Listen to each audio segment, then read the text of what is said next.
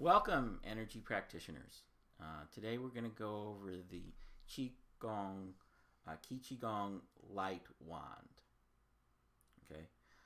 If you want to understand the physics behind it, you can look at the meta-level science videos that are linked to.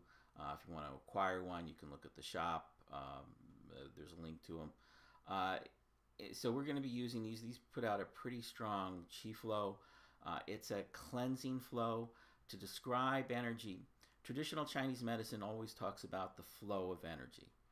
And when you're talking about the flow of energy throughout the body is not a container of energy. It's a large tube, and it's a complex tube with many circles going through it. And those circles are associated with the physics of the body, consciousness, and in particular associated with the biology of the body. And we're going to be working with centers mostly focused on the biology of the body, but also on the conscious flows of the body also, using the light wand. There are other videos on the meridians, and we use the standard Qigong wand on that. You can also use this for that also. But we're going to focus on chakras because the energy put out here is a much larger flow. You've got a much larger beam coming out of this light wand.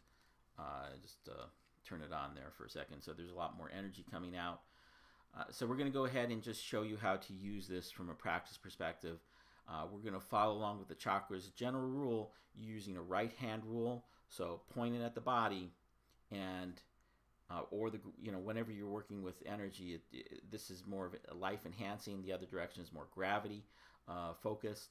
Sometimes you want to use different ones. Mostly when you're using energy centers, you're using the right hand rule, and you're moving around with moving the chakras around. Now this goes with the biology because you've got the blood flow going in this direction also. So that's my belief, that you've got the chakra flow and it follows the biology flow. But those flows are traditional flows from an energy practitioner perspective. Okay, so we're going to use this, and we're going to go on. We're going to hit many of the chakras, but we're also going to be hitting biology centers also. Okay, so we're going to start here, and this is called the second chakra. And so we're going to do the plane, the flat plane of facing the body. So we're going to go ahead and use this, move the energy around the dantian or lower dantian. This is the middle dantian. This is the upper dantian, is up here around the third eye. So they correspond with the second, fourth, and sixth chakras. So we're going to move energy around here. Second chakra. Then we're going to go ahead and to the heart over here. And this is the middle dantian. So we're going to stimulate that. Gets a nice flow going. Very relaxing, comforting. Now, in Qigong practice, Ki Qigong practice, we move this just with body energy, but we also use the wands to move the energy, because this is like a cleansing energy. Imagine you're using a fire hose to clean out those tubes, but because energy is continually flowing, you might be using a fire hose, but then the water, you might blow stuff away, but then energy flows in anyway because you're in a sea of water or sea of energy anyway. So this might cleanse everything. Okay, then we move up to the sixth chakra or upper dantian, the third eye. Again, same right hand rule. Now there's two centers that from my perspective, I've never had any great sensitivity to the third chakra. I've not seen that really used in Chinese practitioner. The Qigong practitioners or Oriental practitioners, Japanese, haven't seen that work with. But where I do feel that there's a lot of work that's needed is around the liver area, and then the spleen and pancreas area also. So as opposed to using the third chakra, I use these organ-centered centers and get the energy to flow, because the physics and biology make sense associated with getting energy to flow. Okay, so that was the liver. Now we're moving on to the spleen and pancreas.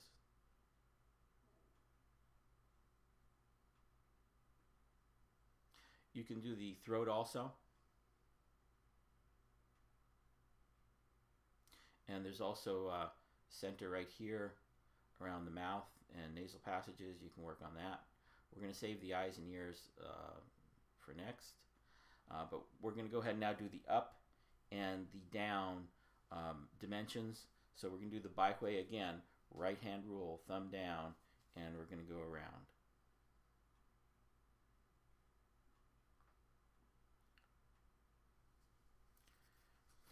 Same thing here. We're going to go ahead and do the perineum down here, lower area.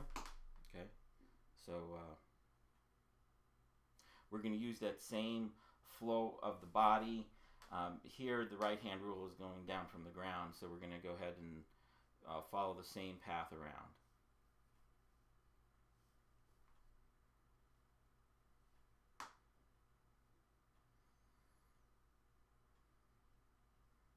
So I always tell the students in from the right and then in from the left. So in from the right, go around the back, then in from the left, go around the front.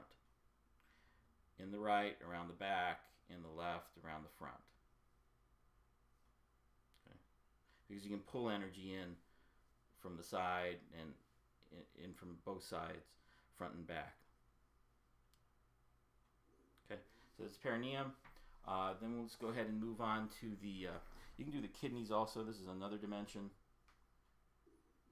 Again, and then in this case, we're going up the back, down the front, up the back, down the front, up the back, down the front, up the back, down the front. This is a fairly traditional exercise, often called the microcosmic orbit, but up the back, down the front, and following that direction. Again, up the back, down the front, up the back, down the front. Here we're breaking on this side the right hand rule, but it's up the back, down the front, up the back, down the front. We're following the flow of traditional Chinese practice of the microcosmic orbit in building this energy. We're going to do the same thing up on the head. Okay, for the ears, there's energy centers there. Up the back, down the front. So we're working around the ears. Both sides. Up the back, down the front. Then the eyes. There's energy centers on the eyes on both the sides and the front. So up the back, down the front, up the back, down the front. So we're using the cycle of the microcosmic orbit. It's also in the macrocosmic orbit, but that macrocosmic orbit is a little more complex, and I'm not going to go into that here. Okay, again, the side of the eyes, up the back, down the front. Last, we come to the eyes. It's a little more difficult because here we're focusing more on consciousness. I will use the right hand rule. Well, I use the rule of going in across the top and then in the center going down, up the outside, down the inside, up the outside, down the inside, up the outside, down the inside. Same thing over here, up the outside, down the inside, up the outside, down the inside, up the outside, down the inside. And this is for the eyes.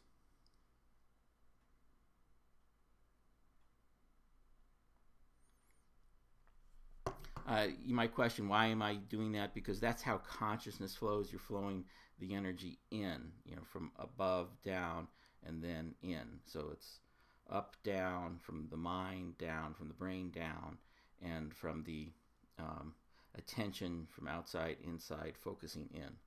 So that's why I do those, the eyes from that perspective. There's lots of other points to hit in the body, so we're going to go over them. We're going to go over the shoulders. You can go over the shoulders. You can go over the different parts of the arm, the elbow, the forearm, the hand, and then you can flow all the way along. Same thing over here.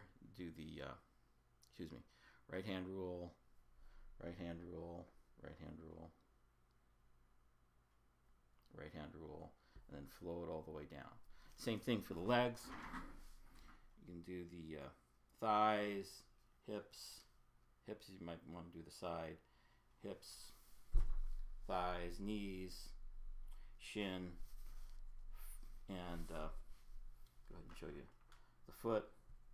Now with the foot, you've got the ankle too, so you can do the ankle here, foot here. Don't forget the ankle on the side. There's a lot of energy flowing there. Okay, do both sides and flow the energy down, all the way through the foot and out. So that's one basic way of getting energy to flow, clearing energy with the light Qigong wand. There are other ways to use this. I'll show you two other ways. So give me a second here to set up.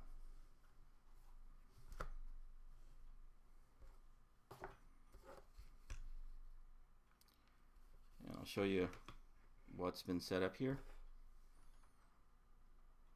Okay. So we have a crystal ball here, and we have the Qigong wand hitting it. This puts out a really strong energy field, and you can let this sit next to you. You know, don't put your arms in front of it or anything like that. Let it hit your body, and it'll clear. It has a very strong field and will clear up all the energy in around your body. Yeah, unless the wood will block it, but this is certainly hitting my whole body. Fairly strong. Okay, so that's a second way of using it. Another way of using it is this is very directional. This focused opens things, but then if you want to take that energy and you want to send it out as more of a cleanse, you can use it to cleanse energy just by putting it next to you. So it's opening up all that energy, but then it's directing it away. So if you've got some congestion, just pointing it at here, it can open everything up. But then to get a good cleanse, you may want to take it and send it up and out. So if you've got some garbage, in your body, wherever it might be that you want to cleanse out, just hold it so that you're sending the energy out. You're both opening it up and then sending it out. So that's the third way of using it.